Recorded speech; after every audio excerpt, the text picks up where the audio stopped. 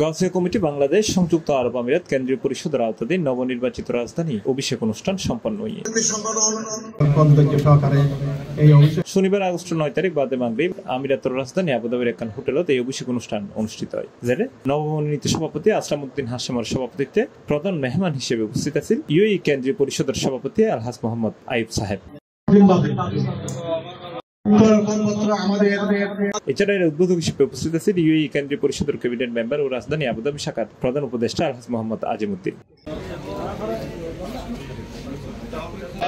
সংগঠনের সাধারণ সম্পাদক মোহাম্মদ সালাউদ্দিন ও যুগ্ম সাধারণ সম্পাদক মোহাম্মদ শওকত আলী ও সাংগঠনিক সম্পাদক মোহাম্মদ জিয়াউদ্দিন বাবলুর যৌথ পরিচালনায় অনুষ্ঠানে বিশেষ অতিথি হিসেবে উপস্থিত আছেন গাউসিয়া কমিটি বাংলাদেশ ইউএই কেন্দ্রীয় পরিষদের সহসভাপতি ও ক্যাবিনেট মেম্বার আলহাজ মোহাম্মদ আজম খান। প্রধান বক্তা হিসেবে উপস্থিত আছেন কেন্দ্রীয় পরিষদের সাধারণ সম্পাদক কাজী মোহাম্মদ ওমর গনি।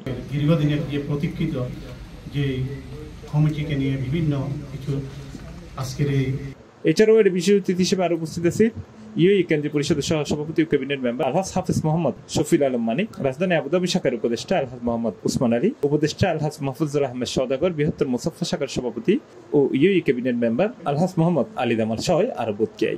অনুষ্ঠান নবনির্বাচিত কমিটির শপথ বাক্য পাঠ করিয়ে গাউসিয়া কমিটি বাংলাদেশ সংযুক্ত আরব আমিরাত কেন্দ্রীয় পরিষদের সহসভাপতি আলহাজ মাওলানা মোহাম্মদ ফজলুল কবির চৌধুরী